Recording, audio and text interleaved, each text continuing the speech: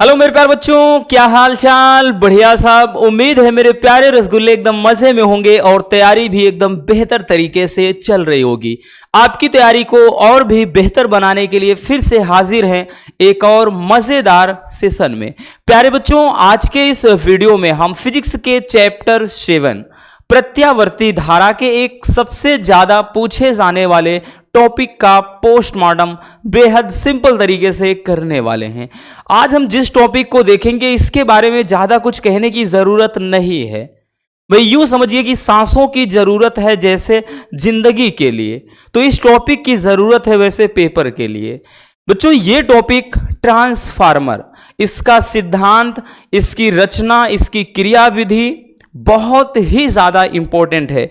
और आप भाई बताने की जरूरत नहीं, हमने बोला ना कि आप प्रीवियस ईयर के क्वेश्चन पेपर को उठा लीजिए, आपको मालूम पड़ जाएगा कि यह टॉपिक कितना ज्यादा इंपॉर्टेंट है। और इस टॉपिक की बात करें भैया तो यह टॉपिक आपके बोर्ड एग्जाम में पूरे 5 नंबर में पूछा जाता है। कभी कभार तो ऐसे पूछ लेगा पूरा क्रिया विधि, इसकी पूरी रचना ट्रांसफार्मर। कभी कभार ऐसे ना पूछकर पूछ लेता है कि भाई ट्रांसफार्मर कितने प्रकार का होता है, या फिर पूछ लेगा कि ट्रांसफार्मर, ये ऊंचाई ट्रांसफार्मर अपचाई ट्रांसफार्मर में अंतर लिखिए। ठीक है, छोटे में पूछेगा, 1-2 नंबर वाले में पूछ लेगा इसका सिद्धांत क्या होता है, किस सिद्धांत पर कार्य करता है। तो बहुत तरीके के क्वेश्चन बनते हैं और इस पे एक फार्मूला होता है, उस पे न्यूमेरिकल भी आते हैं। तो चलिए सारे के सारे टॉपिक का निपटारा हम बेहद सिंपल तरीके से कर देते हैं। देखिए, ये आपको एक ट्रांसफार्मर दिख रहा है, ठीक, इसकी हम रचना और क्रियाविधि को समझेंगे। बट उससे पहले इतना समझ लीजिए कि भाई जो ट्रांसफार्मर है वो एक्चुअल में होता क्या है, ट्रांसफार्मर का काम क्या है, कैसा होता है। तो भाई हम सबने ट्रांसफार्मर देखा है, ठीक। जनरली आप गांव देश में देखेंगे भाई, आप चाहे नगर में रहें, कहीं शहर कस्बों में चले जाएं, कहीं भी चले जाएं भाई, क्योंकि हर जगह ही तो लाइट पूरी तरह से मतलब इलेक्ट्रिक हर जगह फैली हुई है भाई। बिजली का संचार आज कोने कोने में हो गया है। आज जो कुछ हम कर रहे हैं सब कुछ भाई पॉसिबल है किसके कारण, बिजली के कारण। ना होती तो कहां ये सब सिस्टम होता। और कहीं ना कहीं कि इनका सबका भाई अगर संबंध देखें तो ट्रांसफार्मर से होता है, क्योंकि वहीं से बिजली का संचार है। तो ट्रांसफार्मर आपने देखा होगा। अब ट्रांसफार्मर है क्या वो समझते हैं। देखिएगा भैया, जो ट्रांसफार्मर होता है एक ऐसा साधन है, किसका, विद्युत का। एक ऐसा साधन कह लें, एक ऐसा तंत्र कह लें, एक ऐसा युक्ति कह लें, एक ऐसा यंत्र कह लें, कुछ भी हम कह सकते हैं। तो ट्रांसफार्मर एक ऐसा साधन है भैया जिसके द्वारा प्रत्यावर्ती वोल्टेज मतलब वोल्टता को या वोल्टेज को कम या फिर ज्यादा किया जा सकता है। आपने देखा होगा कि गर्मी के दिनों में जो बहुत ज्यादा मतलब वही हर घर में जब कूलर चलने लगता है, पंखा चलने लगे, फैन मतलब उसके बाद फ्रिज चलने लगे, एसी चलने लगे, तो वोल्टेज डाउन हो जाता है। क्यों? क्योंकि ज्यादा से ज्यादा लोड हो जाता है। तो हम सभी रखते क्या है, स्टेबलाइजर, ठीक है ना, स्टेबलाइजर रखते हैं। तो उससे हम क्या करते हैं भाई, उसमें ट्रांसफार्मर ही होता है, तो उसको हम खटका 3 से 4 बार घुमाएंगे तो उससे क्या है, वोल्टेज ज्यादा हो जाता है हमारे घर में। तो इसका काम ही यही है कि अगर कम वोल्टेज है तो हम ज्यादा कर सकते हैं, ज्यादा है तो हम कम कर सकते हैं, है ना, जितना सप्लाई आ रहा है तो उसके अकॉर्डिंग। तो ट्रांसफार्मर एक ऐसा साधन है जिसके द्वारा प्रत्यावर्ती, ध्यान देना बच्चों, यहां हम दिष्ट धारा की नहीं बात कर रहे हैं, अल्टरनेटिंग करंट है, यानी प्रत्यावर्ती धारा को क्या किया जा सकता है, यानी प्रत्यावर्ती वोल्टता को कम या फिर ज्यादा किया जा सकता है। क्लियर? चलिए, तो भाई ये तो रहा ट्रांसफार्मर क्या है। अब सबसे ज्यादा जो जरूरी है इसका सिद्धांत। पूछेगा कि भाई ट्रांसफार्मर का सिद्धांत क्या होता है, या ऐसे पूछेगा ट्रांसफार्मर किस सिद्धांत पर कार्य करता है। तो ध्यान से समझिएगा बच्चों, ये ट्रांसफार्मर अन्योन्य प्रेरण, याद रखना बच्चों, बहुविकल्पी में भी पूछा जा सकता है भैया कि ट्रांसफार्मर किस सिद्धांत पर कार्य करता है। तो किस पर करता है रसगुल्लों, अन्योन्य प्रेरण के सिद्धांत पर। अब अन्योन्य प्रेरण का सिद्धांत क्या होता है भी हम समझते हैं, ठीक, पहले भी बता चुके हैं, स्वप्रेरण, अन्योन्य प्रेरण। तो अन्योन्य प्रेरण के सिद्धांत पर कार्य करता है। और जो ट्रांसफार्मर होता है ये केवल प्रत्यावर्ती धारा के साथ ही काम करेगा, ये दिष्ट धारा के साथ काम नहीं करता है। यानी ट्रांसफार्मर का प्रयोग केवल प्रत्यावर्ती धारा के साथ किया जा सकता है, ठीक है ना, इसको डीसी के साथ कभी नहीं लगाया जा सकता। क्लियर? अब देखिएगा अन्योन्य प्रेरण के सिद्धांत पर काम कैसे करता है, क्योंकि बच्चों ट्रांसफार्मर की स्ट्रक्चर आप देख लीजिए, बनावट समझ लीजिएगा। अब इसमें बनावट में अगर हम देखें तो ये आपको एक क्रोड दिख रही है, नर्म लोहे की क्रोड होती है, ठीक है ना, कई पटलित है ये, कई यानी कई इसमें अगर देखें तो यहां पर फेरे दिख रहे हैं, आपको इधर भी फेरे दिख रहे हैं। तो अन्योन प्रेरण क्या कहता है? यही तो कहता है कि जब पास पास रखी दो कुंडलियां होती हैं, जब एक कुंडली में हम धारा प्रवाहित करेंगे या फिर इसमें चुंबकीय फ्लक्स के मान में परिवर्तन होता है तो चुंबकीय बल रेखाएं निकलती हैं, जिससे क्या होता है कि द्वितीयक कुंडली में भी हलचल उत्पन्न हो जाती है, तब जाकर इसमें भी एक प्रेरित धारा उत्पन्न हो जाएगी। तो यही तो पूरा का पूरा जो क्रियाविधि होता है वो अन्योन्य प्रेरण कहलाता है। इसीलिए जो ट्रांसफार्मर है अन्योन्य प्रेरण के सिद्धांत पर काम करता है। सीधी बात भाई, ठीक है ना, समझ में आ गया बच्चों? तो ये तो रहा भाई ट्रांसफार्मर क्या होता है और साथ में इसका सिद्धांत क्या है। चलिए अब समझते हैं बच्चों आगे, ठीक है ना, स्क्रीनशॉट करना हो तो कर लीजिए भाई। अब देखिए ट्रांसफार्मर के प्रकार थोड़ा हम समझ लेते हैं, तब इसका हम पूरा क्रियाविधि बनावट देखेंगे, ठीक है। तो ट्रांसफार्मर कितने प्रकार का होता है पहले वो जान लेते हैं, ठीक। देखिए भैया, जो ट्रांसफार्मर होता है बच्चों वो दो प्रकार का, क्रियाविधि के आधार पर ट्रांसफार्मर दो प्रकार का होता है। पहला जो ट्रांसफार्मर होता है ऊंचाई, ठीक है ना, क्या होता है? ऊंचाई ट्रांसफार्मर, ठीक। और दूसरा क्या होता है? अपचाई ट्रांसफार्मर, ठीक है ना, ध्यान समझना भैया, कौन सा ट्रांसफार्मर? ऊंचाई अपचाई, ठीक। अब देखिएगा जो ऊंचाई ट्रांसफार्मर होता है इसका काम क्या है? नाम ही है ऊंचाई ट्रांसफार्मर। ऊंचाई का मतलब होता है जो क्या करता है भैया कि लो वोल्टेज को हाई वोल्टेज में कन्वर्ट कर दे, है ना, लो वोल्टेज को हाई वोल्टेज में कन्वर्ट कर दे, तो वो ट्रांसफार्मर ऊंचाई होता है। क्योंकि होता क्या है ट्रांसफार्मर में, यही तो होता है, हमने बताया कि इसमें जो वोल्टेज होता है उसको कम या ज्यादा करते हैं। तो ऊंचाई ट्रांसफार्मर निम्न प्रत्यावर्ती वोल्टता को या वोल्टेज को भैया उच्च प्रत्यावर्ती वोल्टेज में बदलता है। इतना याद रखना रसगुल्लों कि जो लो वोल्टेज को हाई वोल्टेज में कन्वर्ट कर दे तो ऐसा ट्रांसफार्मर ऊंचाई ट्रांसफार्मर होता है। अब ऊंचाई ट्रांसफार्मर में एक चीज और समझने वाली बात है भैया, ऊंचाई ट्रांसफार्मर में बच्चों जो द्वितीयक कुंडली में फेरों की संख्या होती है, ठीक है, वो प्राथमिक कुंडली में फेरों की संख्या से अधिक, यानी अगर n है तो फेरों की संख्या s लगा दिया द्वितीयक, तो इसमें द्वितीयक कुंडली में जो फेरों की संख्या है वो कह रहा है कि प्राथमिक कुंडली में फेरों की संख्या से अधिक होती है। इसको याद कर लेना बच्चों, क्योंकि ये भी कभी कभार बहुविकल्पी में पूछा जाता है, ठीक है ना। यानी इतना याद रखना कि जो ऊंचाई ट्रांसफार्मर होता है इसमें द्वितीयक कुंडली में, एस का मतलब क्या? सेकेंडरी, पी का मतलब क्या? प्राइमरी। तो इसमें द्वितीयक कुंडली में फेरों की संख्या प्राथमिक कुंडली में फेरों की संख्या से अधिक, जिसकी तरफ मुंह खुलता है वो बड़ा होता है, ठीक है ना, इतना। तो ये रहा ऊंचाई ट्रांसफार्मर। अब देखिएगा अपचाई ट्रांसफार्मर क्या होता है। अपचाई ट्रांसफार्मर, तो भैया अपचाई ट्रांसफार्मर अब नाम है अपचाई, यानी अब की बार ऊपर से नीचे हो जाएगा।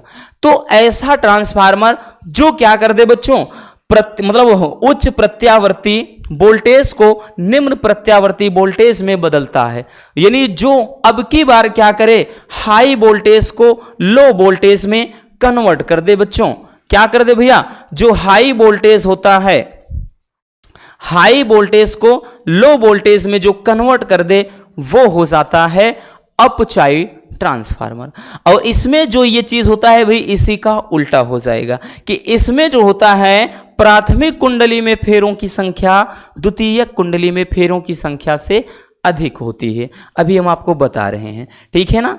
इसमें क्या बताया हमने कि इसमें जो प्राथमिक कुंडली में फेरों की संख्या होती है वो द्वितीयक कुंडली में फेरों की संख्या से क्या होती है बच्चों, अधिक होती है। तो पहले इतना जानना बेहद जरूरी है भैया, इतना समझ में आ गया, ठीक है ना। देखिए हमने जो कुछ भी बताया है समझिएगा। यहां पर अब ऊंचाई ट्रांसफार्मर में द्वितीयक कुंडली में जो फेरों की संख्या होती है इससे ज्यादा, यानी द्वितीयक कुंडली में फेरे जो होते हैं, जो तांबे के फेरे लपेटे रहते हैं, प्राथमिक वाले से ज्यादा रहेंगे। किसमें? ऊंचाई में। अपचाई में प्राथमिक कुंडली में फेरों की संख्या, यानी यहां पर जितने फेरे होंगे वो इससे ज्यादा होंगे, तब जाके वो हो जाएगा अपचाई ट्रांसफार्मर। तो वही चीज ये यहां पर क्या है भैया, वही चीज ये बता रहा है। ठीक है ना, तो समझ में आ गया कि भाई उच्चाई ट्रांसफार्मर क्या है, अपचाई। इतना याद रखना बच्चों, उच्चाई ट्रांसफार्मर का मतलब जो लो वोल्टेज को हाई वोल्टेज में बदल दे वो होता है उच्चाई। इसमें द्वितीय कुंडली में फेरों की संख्या प्राथमिक से अधिक होती है। अपचाई में जो क्या कर दे, हाई वोल्टेज को लो वोल्टेज में कन्वर्ट कर दे, वो होता है अपचाई ट्रांसफार्मर। और इसमें प्राथमिक कुंडली में फेरों की संख्या द्वितीयक में फेरों की संख्या से अधिक होती है। आई बात समझ में? तो इतना स्क्रीनशॉट कर लीजिए। क्लियर हो गया भैया? चलिए अब देखते हैं हम ट्रांसफार्मर की जो बनावट होती है। ट्रांसफार्मर की बनावट क्या होती है बच्चों? ठीक है, तो बनावट को समझ लेते हैं। अब देखिएगा, ये जो बनावट है, जो कुछ भी लिखा है इसको समझना है, तो चलिए चलते हैं फिगर की तरफ। भाई फिगर की तरफ चलते हैं बच्चों। अब देखिएगा ध्यान से समझना, बनावट में एक एक चीज समझिएगा बच्चों। देखिए सबसे पहले इसमें क्या होता है, नर्म लोहे की क्रोड। ठीक है, किसकी क्रोड होती है बच्चों? नर्म लोहे की। याद रखना, वो विकल्पी में पूछता है ट्रांसफार्मर की क्रोड किसकी बनी होती है, ऑप्शन दे देगा नर्म लोहा। याद रखना, तो इसमें जो नर्म लोहे की क्रोड होती है, आप देख रहे हैं ये जो नर्म लोहे की क्रोड है, ठीक, ये आपको ये जो पट्टी दिख रही है भैया इस तरह से आयताकार, ठीक है, तो ये नर्म लोहे की क्रोड होती है। तो इसमें नर्म लोहे की क्रोड को एक के ऊपर एक रखते हुए अगर आप देखेंगे तो इसमें बहुत सारी, एक ऐसे ऐसे देखेंगे भैया तो इसमें बहुत सारी पट्टियां हैं। इसमें किस एक पट्टी नहीं है, न जाने कितनी पट्टी है। आपने ट्रांसफार्मर जो घर पर भाई उपकरण होते हैं उसमें देखा होगा। ठीक है, तो ये इसमें बहुत सारी एक के ऊपर एक पटलित रख करके एक क्रोड बनाते हैं। तो इसमें जो नर्म लोहे की क्रोड को एक या नर्म लोहे की पत्तियों को एक के ऊपर एक रख करके एक देख सकते हैं आयताकार एक क्या करते हैं, क्रोड बना देते हैं। ठीक है, इतना समझ में आया। उसके बाद इसमें क्या होता है भैया, इसमें तांबे के फेरों से, कई फेरों से, देख रहे हैं आप ये तांबे के, इसमें इधर एक फेरा लपेटा हुआ है, तो इसमें तांबे के कई फेरों से लपेट करके दो कुंडलियां बनाई जाती हैं। तो एक को क्या कहा जाएगा, प्राइमरी। ठीक, एक को क्या कहा जाएगा भैया, तो यहां पर देख रहे हैं ये प्राइमरी है, यानी प्राथमिक कुंडली है। अब प्राथमिक कुंडली को ध्यान से समझिएगा। प्राथमिक जो कुंडली होती है बच्चों, इसका संबंध एक एसी स्रोत से होता है। ठीक, एक प्रत्यावर्ती स्रोत से होता है इसका संबंध प्राथमिक कुंडली का। अब इसी तरह से बच्चों फिर दूसरी तरफ अगर आप देखेंगे, इसी तरह से दूसरी तरफ भी तांबे के कई फेरों में लपेट कर बनाई गई एक कुंडली होती है जिसे सेकेंडरी, ठीक है, जिसको सेकेंडरी नाम दिया गया है। ठीक, यहां पर देख सकते हैं द्वितीयक कुंडली। ये क्या होती है, तो ये वाली जो कुंडली होती है द्वितीयक होती है। ठीक है, द्वितीयक कुंडली हो जाती है। तो ये तो रही पूरी बनावट। एक चीज और पूछा जाता है कि भाई ये जो कुंडली होती है, नर्म लोहे की कुंडली को, मतलब नर्म लोहे की क्रोड को पटलित ही क्यों रखकर बनाते हैं, हम कैसे भी रख देंगे। तो इसका एक लॉजिक होता है, ये बहुत ही ज्यादा इंपॉर्टेंट है, ध्यान से सुनिएगा। तो एक के ऊपर एक रखकर पटलित इसलिए बनाते हैं बच्चों ताकि उसमें भांवर धारा उत्पन्न ना हो, यानी भांवर धारा को कम करने के लिए। याद रखना किसको, भांवर धारा। अब भांवर धारा टॉपिक तो कट गया है, बस इतना याद रखना, भांवर धारा एक भंवर की तरह से उत्पन्न होती है जो क्या करती है, कुंडली को गर्म कर देती है। यानी ये पूरे भाई कुंडली को अंदर कर गर्म कर देगी। तो इससे होगा क्या भैया, जब गर्म हो जाएगी बच्चों तो ज्यादा से ज्यादा ऊष्मा की हानि होती है। क्या होगा, ऊष्मा की हानि। जब ऊष्मा की हानि होगी तो ट्रांसफार्मर की दक्षता जो है वो कम हो जाएगी। ठीक है ना, तो इसीलिए यानी नर्म लोहे की क्रोड को एक के ऊपर एक पटलित रखकर इसलिए बनाते हैं। पहला तो एक तो भाई जगह, कम जगह में आ जाएगा, दूसरा आवाज कम करेगा। तीसरी चीज सबसे जरूरी है भांवर धारा को कम करने के लिए, क्योंकि हमने बताया ना ये जो भांवर धारा होती है ये ट्रांसफार्मर की लाइफ टाइम को खराब कर देता है, क्योंकि ज्यादा से ज्यादा अगर इसमें भांवर धारा उत्पन्न हो जाएगी तो भांवर धारा के वजह से ये पूरी तरह से जो कुंडली है, क्रोड है, वो गर्म हो जाती है। जब गर्म हो जाएगी तो अधिक ऊष्मा हानि होती है, तो इसी को रोकने के लिए इसको पटलित रखा जाता है। आई बात समझ में? तो ये तो पूरा बनावट हमने समझ लिया, अब बताने की जरूरत है नहीं। तो भैया बनावट में देखिए लिखा क्या है वही चीज अब तो समझ में आ जाएगा कि ट्रांसफार्मर में नर्म लोहे की पत्तियों को एक के ऊपर एक रखकर आयताकार एक पटलित क्रोड बनाते हैं तथा तांबे के तार को कई फेरों में लपेटकर दो अलग अलग कुंडलियां बनाते हैं, ठीक है ना, जिन्हें प्राथमिक कुंडली और द्वितीयक कुंडली कहते हैं। और बताया भी था कि प्राथमिक कुंडली को एक प्रत्यावर्ती वोल्टता स्रोत से जोड़ दिया जाता है। मतलब जैसे अगर ये इस तरह से बना है भैया, इस तरह से है, तो इसमें ये इधर प्राथमिक हो गया, इधर द्वितीयक, इसका संपर्क एक एसी स्रोत से हो जाता है। और ये कहने का मतलब ये इनपुट होता है, ये आउटपुट होता है, ठीक है, ठीक है ना। यानी इसमें से भाई अगर धारा प्रवाह प्रवेश करेगी तो इसके कारण इसमें भी हलचल होगी, तो ये आउटपुट इधर से निर्गत शक्ति हो जाएगी, यानी निर्गत धारा, ठीक है। तो ये पूरा स्ट्रक्चर हो जाता है। अब इसका क्रियाविधि समझिएगा भैया।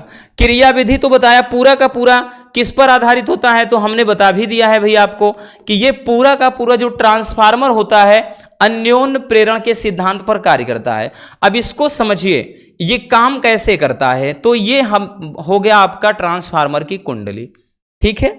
और यहां पर क्या हमने बना दिया कि इसमें क्या है, ये फेरे हैं, ठीक, और इसमें भी इस तरह से इधर भी फेरे हैं। अब देखिएगा इसमें होता क्या है बच्चों, देखिए जब प्राथमिक कुंडली को एक प्रत्यावर्ती स्रोत से जोड़ देते हैं, ये वाली प्राथमिक कुंडली है तो इसको एक एसी स्रोत से जोड़ देते हैं।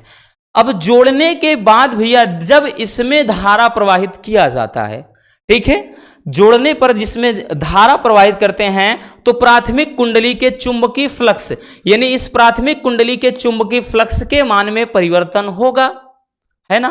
वैद्युत चुंबकीय प्रेरण सिद्धांत पूरा आपने पढ़ा है। तो जब इसमें भाई फ्लक्स में परिवर्तन होगा तो इसमें चुंबकीय बल रेखाएं भी क्या होंगी, निकलेंगी इस तरह से, ठीक, इस तरह से चुंबकीय फ्लक्स रेखाएं भी क्या होंगी बच्चों, निकलेंगी।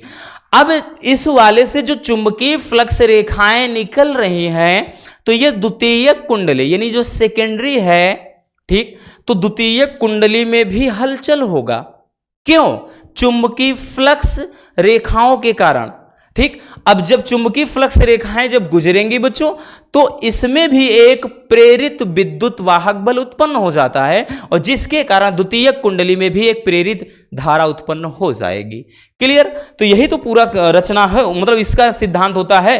तो भाई वही चीज है ना कि जब इसमें प्राथमिक कुंडली में चुंबकीय फ्लक्स में परिवर्तन होता है तो इसके कारण क्या हो, द्वितीयक कुंडली में भी एक प्रेरित विद्युत वाहक बल उत्पन्न होता है जिससे एक प्रेरित धारा उत्पन्न हो जाती है। तो ये इतना लिखना है कार्यविधि में। कार्यविधि में समझ में आ गया, यही लिखेंगे कि जब प्राथमिक कुंडली को एक प्रत्यावर्ती स्रोत से जोड़ देते हैं फिर धारा प्रवाहित करते हैं तो प्राथमिक कुंडली में चुंबकीय फ्लक्स के मान में परिवर्तन होता है जिसके कारण क्या है, द्वितीयक कुंडली में भी एक प्रेरित धारा मतलब प्रेरित विद्युत वाहक बल उत्पन्न हो जाता है और इसी के कारण इसमें भी एक प्रेरित धारा उत्पन्न हो जाती है। तो भाई इसी तरह से क्या होता है बच्चों, ट्रांसफार्मर काम करता है। तो ये तो रही क्रियाविधि। चलिए अब इसके लिए जो फार्मूला होता है हम उसको देखते हैं। पहले स्क्रीनशॉट कर लीजिए। हो गया भैया। अब देखिएगा, अब हम लगाएंगे फैराडे का नियम। फैराडे का नियम अब समझिएगा, फैराडे के नियम से, फैराडे के नियम से, तो फैराडे के नियम से, अब फैराडे का नियम देखिए हमने बताया ना बच्चों, थोड़ा इसको भी साथ लेकर चलते हैं, समझते रहिएगा। तो ये तो ट्रांसफार्मर हो गया, बताया ना कि यहां पर क्या है प्राथमिक कुंडली और यहां पर द्वितीयक कुंडली, इस तरह से। ठीक है, यहां पर एक एसी स्रोत है और ये द्वितीयक। अब समझिएगा, देखिए बच्चों, अब जो फैराडे का नियम होता है, फैराडे का जो नियम है पहला, वो क्या बोलता है कि जो विद्युत वाहक बल है, ठीक, वो चुंबकीय फ्लक्स में परिवर्तन के ऋणात्मक दर के बराबर होता है। तो इसी नियम के प्रयोग से सबसे पहले हम इस प्राथमिक वाली कुंडली में, ठीक, यानी इस प्राथमिक कुंडली में क्या निकालेंगे, प्रेरित विद्युत वाहक बल निकालेंगे। ठीक है, तो यहां पर हम वही चीज लिखेंगे भैया, फैराडे के नियम से लिखेंगे कि प्राथमिक कुंडली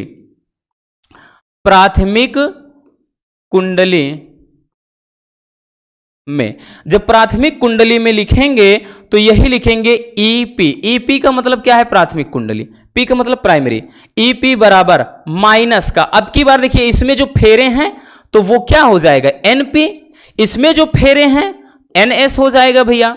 ठीक है ना, अब इसमें जो विद्युत वाहक बल लगेगा वो ईपी लगेगा, इसमें जो लगेगा विद्युत वाहक बल इधर होगा तो ईएस होगा। तो इतना याद रखना, तो ये हो जाएगा माइनस का एनपी, प्राथमिक की बात कर रहा है, और ये हो जाएगा आपका delta phi upon delta T, या D phi upon D T लिखेंगे, इक्वेशन नंबर 1। क्लियर। इसी तरह से बच्चों अब हम लिखेंगे भैया द्वितीयक, क्या लिखेंगे, द्वितीयक कुंडली में। तो द्वितीयक कुंडली में इसी तरह से निकालेंगे, तो द्वितीयक कुंडली में क्या हो जाएगा बबुआ, तो याद रखना आपकी बार द्वितीयक है तो ई एस हो जाएगा, तो ये माइनस का एन एस होगा भैया, और ये delta phi upon delta T, ये चीज हो जाएगा इक्वेशन नंबर 2। अब हम दोनों का रेशियो निकाल लेंगे। क्लियर। तो यहां पर हम निकालेंगे, ध्यान समझना, इसको हो गया तो अब हम निकालेंगे ई पी अपान ई एस बराबर पूरा का पूरा भाई ये हो जाएगा माइनस का एन पी कोष्टक में delta phi upon delta T. Clear. Upon ये हो जाएगा माइनस का एन एस और यहां पर delta phi upon delta T, ये रेशियो। अब यहां पर ध्यान से समझिएगा, भाई इसको हटा देते हैं, इसको अब जरूरत है नहीं इसकी, अब इसको देखिए हटा देते हैं तो ये कितना हो जाएगा बच्चों, ध्यान से समझिएगा एक एक पॉइंट को। भाई यहां पर जो कटने वाली चीजें हैं कुछ काट देते हैं, ध्यान समझना बच्चों। ये delta phi upon delta T, delta phi upon delta T, minus से माइनस बचा क्या बच्चों, तो यहां बच गया ई पी अपान ई एस बराबर यहां पे क्या बचा, N P upon N S, N P upon N S. तो ये एक संबंध हो जाता है। ठीक है। मतलब ये है कि प्राथमिक कुंडली में विद्युत वाहक बल और द्वितीय कुंडली में विद्युत वाहक बल का जो रेशियो होता है, अनुपात, वो प्राथमिक कुंडली में फेरों की संख्या और द्वितीय कुंडली में फेरों की संख्या के अनुपात के बराबर होता है। बस इतना याद रखना। या फिर इसको ऐसे भी लिख सकते हैं, देखिएगा ये ई का मतलब क्या होता है, ये ई यानी यहां पर हम इसको वीपी लिख सकते हैं या फिर इसको वीएस भी लिख सकते हैं, बराबर एनपी अपान एनएस। तो इसको ऐसे भी लिखा जा सकता है, तो याद रखना। अब तो ये तो हो गया आपका मतलब बोल्टता कह लें और फेरों की संख्या के बीच संबंध। अब यहां पर आपका एक चीज ध्यान देना, शक्ति के लिए भी, निवेशी और निर्गत शक्ति के लिए भी यहां पर संबंध निकालेंगे। तो एक चीज इसमें समझिएगा, इसमें चूंकि जो निवेशी शक्ति होती है भैया, निवेशी शक्ति होती है वो निर्गत शक्ति के बराबर होती है, निर्गत शक्ति के बराबर। निवेशी शक्ति का मतलब देखिए क्या होता है, पी पी का मतलब देखिए पी शक्ति है, पावर है, प्राथमिक कुंडली से यानी जब प्रवेश करेगा। निर्गत का मतलब बाहर जब निकलेगा, तो निवेशी, तो इसको पीएस लिखा जाता है। अब चूंकि आपने पढ़ा है वैद्युत धारा वाले चैप्टर में, वैद्युत धारा वाले चैप्टर में क्या पढ़ा है बच्चों कि P बराबर V इंटू आई होता है, होता है ना रसगुल्लों। तो इसीलिए भैया यहां पर अब जब पी है तो यहां पे पी के स्थान पे p बराबर v इंटू आई लिखेंगे जरूर, लेकिन इसको हम vs लिखेंगे और इसको is लिख देंगे बराबर। इसी तरह ये एक मिनट साइड सॉरी p है ना, तो यहां पर हम लिख देंगे vp और इंटू ip और बराबर का ये हो जाएगा vs इंटू is, ये हो जाएगा। अब इसको जब सही से लिखेंगे तो Vp अपान Vs बराबर ये इधर आ जाएगा तो ये Is अपान Ip। अब ये वोल्टता और धारा के बीच का संबंध निकल आया। तो याद रखना भाई, देखिए सबका मतलब समझ लेना, नहीं तो न्यूमेरिकल में दिक्कत हो जाएगी रसगुल्लों कि Ep क्या है, P का मतलब प्राइमरी प्राथमिक, तो ये प्राथमिक कुंडली की वोल्टता है आप कहेंगे, या प्राथमिक कुंडली में विद्युत वाहक बल। ये S है तो द्वितीयक कुंडली में, और NP है तो प्राथमिक कुंडली में फेरों की संख्या, NS है तो द्वितीयक कुंडली में फेरों की संख्या। यहां पर क्या है, VP है तो वही चीज प्राथमिक कुंडली में वोल्टता, VS है द्वितीयक कुंडली में वोल्टता, IS है तो यानी द्वितीयक कुंडली में धारा, IP है तो प्राथमिक कुंडली में धारा। P का मतलब प्राथमिक, S जहां है वो सेकेंडरी यानी द्वितीयक। बस इतना, कंफ्यूज मत होना कि भाई इनका सबका मतलब क्या हो जाएगा। जहां जहां ये P ऐसे लिखा है भैया तो P और S का मतलब समझ लीजिए बच्चों। जब P है और S है, ये छोटे वाले की बात कर रहे हैं जो ये नीचे लिखा है, नीचे वाला ये नहीं, ये तो ऊपर वाला P शक्ति है। तो P का मतलब यहां पे प्राथमिक हर जगह है ना, प्राइमरी, और ये द्वितीयक, तो इसलिए याद रखना। बाकी ये तो पता ही है, V क्या है, I क्या है, भाई इतना तो मालूम ही है। ठीक है, तो ये हो जाता है आपका किसमें, वोल्टता और फेरों की संख्या के बीच संबंध, वोल्टता और धारा के बीच संबंध। इस पे न्यूमेरिकल जरूर आते हैं, 100% है, पूछा जाएगा। तो पहले इसको स्क्रीनशॉट कर लीजिए, फिर इसके बाद अब इसमें ट्रांसफार्मर की हम दक्षता के लिए फार्मूला निकालते हैं। ठीक है, स्क्रीनशॉट कर लीजिए भैया जल्दी से। हो गया बच्चों, चलिए अब निकालेंगे हम दक्षता। ठीक, देखिएगा अब निकालेंगे ट्रांसफार्मर की दक्षता, ट्रांसफार्मर की दक्षता या फिर हम कह लें इसकी क्षमता। देखिए दक्षता कैसे निकालते हैं बच्चों, ट्रांसफार्मर की जो दक्षता के बराबर फार्मूला होता है, तो दक्षता बराबर ये होता है निर्गत शक्ति, निर्गत शक्ति अपान नीचे होता है निवेशी शक्ति,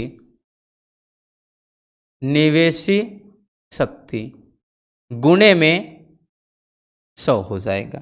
ठीक है, यानी जब परसेंटेज की बात आ जाती है भैया तो वहीं पर ठीक ये निकलता है, 100 का मतलब इसीलिए लगता है। या फिर इसको हम ऐसे भी लिख सकते हैं बच्चों, याद रखना दक्षता को ईटा से दर्शाते हैं, किससे, ईटा या एटा पढ़ते हैं। ठीक है, ईटा या एटा। अब निर्गत शक्ति है तो यहां पर PS अपान निवेशी शक्ति है यानी PP। ठीक, निवेश का मतलब क्या है भैया, निवेश का मतलब यहां पे होता है जैसे ये आपका ट्रांसफार्मर है तो इधर से निवेश करेगा, इधर से निर्गत करेगा, तो यहां पे वही चीज, PP है तो निवेश, PS है तो निर्गत शक्ति। क्लियर, तो ये चीज कंफ्यूज मत होना इसमें। और गुणे का क्या हो जाएगा भैया, ये आपका 100 हो जाएगा। तो इस फार्मूले की मदद से ट्रांसफार्मर की दक्षता निकालते हैं। ठीक है, पूछा जाता है कि एक आदर्श ट्रांसफार्मर की दक्षता कितनी, तो लगभग 90% होती है, इतना याद रखना। तो इस फार्मूले की मदद से ट्रांसफार्मर की दक्षता को निकालते हैं। क्लियर, समझ में आ गया भाई। तो ये पूरा कॉन्सेप्ट होता है, इसको भी स्क्रीनशॉट कर लीजिए। हो गया रसगुल्लों, तो बस आज के इस वीडियो में इतना है। उम्मीद है कि यह वीडियो आपको अच्छे से समझ में आ गया होगा। अब इससे आसान कॉन्सेप्ट तो कहीं हो ही नहीं सकता है। अगर वीडियो पसंद आई हो तो भाई प्यार से एक लाइक जरूर कर देना, और नए हैं तो चैनल को सब्सक्राइब जरूर कर लीजिए ताकि ऐसे मजेदार टॉपिक आप तक रेगुलर पहुंचते रहें। मिलते हैं किसी और ऐसे शानदार टॉपिक के साथ। Love you, bye bye, take care. और हाँ, एक प्यारा सा कमेंट बॉक्स में छोड़ दीजिएगा।